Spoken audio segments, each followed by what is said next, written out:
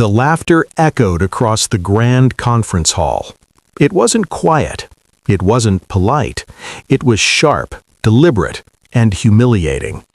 On stage stood one of the most powerful businessmen in Asia, Chinese billionaire Wei Zhang, holding a microphone in one hand and a glass of water in the other.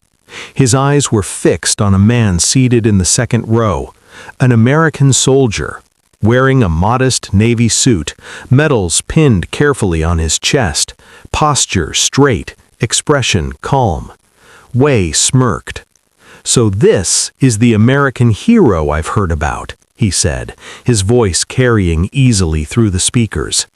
"You don't look very impressive." A few uncomfortable chuckles rippled through the audience. Business leaders shifted in their seats. Investors avoided eye contact. The soldier didn't react. He didn't flinch.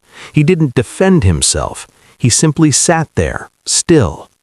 But what happened over the next 20 minutes left that entire room in stunned silence. Before we go further, take a moment to like this video, comment where you're watching from, and subscribe for more powerful stories that remind us what real strength looks like. The event was an international leadership summit in Singapore. Corporate giants, government representatives, military officials, media observers. Among them was retired Sergeant Daniel Brooks, 22 years in the United States Army, 2 overseas deployments, 1 combat injury that nearly cost him his leg. He wasn't there to speak about war. He had been invited to join a panel about rebuilding communities after conflict. But Wei Zhang was known for being blunt, sometimes too blunt. When the moderator mentioned Daniel's role in helping stabilize regions after conflict, Wei laughed again. "Stabilize?" he repeated, "with weapons first and construction later?" This time the laughter was thinner, more hesitant. Daniel remained seated, hands folded, eyes steady. Wei continued, "In business, we create value. In war, you destroy it." The comment landed heavily. The moderator looked uneasy, but Daniel slowly stood. The entire hall quieted. He didn't storm the stage. He didn't interrupt angrily. He simply walked forward, measured steps, steady breathing. When the microphone was handed to him, his voice was calm. "For 22 years, I carried a weapon so that others would not have to." No sarcasm, no aggression, just clarity. Wei crossed his arms. Daniel continued, "I've seen destruction, yes. I've seen villages reduced to rubble. I've seen families forced to flee their homes." The room was silent now. "But I've seen something else," Daniel said. "I've seen children return to classrooms after years of fear." He paused. "I've seen doctors reopen clinics. I've seen farmers return to their fields." The billionaire's smirk began to fade. Daniel looked directly at him. "You build infrastructure," he said respectfully, "and that matters. But I helped create the safety that allows infrastructure to exist." The audience shifted again, this time in attention. Daniel reached into his jacket. He pulled out a worn photograph. This was taken 5 years ago. He held it up.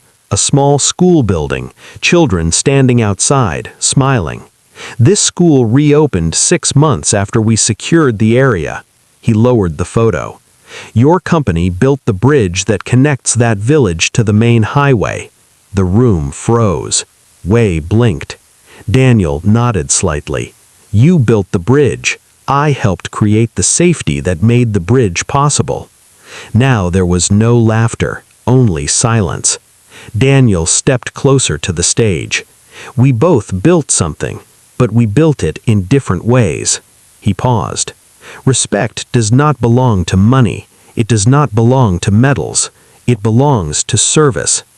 A single clap echoed, then another. Then the entire room rose into applause. Not explosive, but steady, respectful. Wei Zhang stood motionless. For the first time that evening, he had nothing clever to say. Daniel handed back the microphone and returned to his seat. The applause continued. When it finally faded, Wei stepped down from the stage, slowly, deliberately. He walked towards Daniel. Every camera in the room turned. Wei extended his hand. "I spoke too quickly," he said quietly. Daniel stood and shook his hand firmly. No offense taken. But the story didn't end there. Later that evening, Wei requested a private dinner with Daniel. No press, no cameras, no public relations team. Just two men sitting across from each other at a quiet table. For the first time, Wei asked questions instead of making statements. "What does service truly mean?" he asked. Daniel answered carefully. "It means placing something above your own comfort." Wei leaned back. "In business, we speak of sacrifice," he admitted, "but it is usually calculated." Daniel nodded. "In service, sometimes you sacrifice without knowing the outcome." The conversation lasted hours. No arguments, no pride, just honesty. Weeks later, something unexpected happened. Wei's company announced a new international program, a partnership with veteran-led organizations to rebuild infrastructure in post-conflict regions. Not in America, not in China, but globally. And during the press conference, Wei said something that surprised many. Leadership is not only about profit, it is also about understanding sacrifice. He never mentioned the laughter, but those who were in that conference hall knew. Months later, Wei attended another summit. This time, when veterans were mentioned, he stood first to applaud. Because sometimes the most powerful lesson does not come from wealth. It comes from humility. And sometimes the strongest man in the room is the one who never raised his voice. If this story moved you, share it with someone who believes respect should never be measured by status. And subscribe for more powerful stories about strength, dignity, and leadership.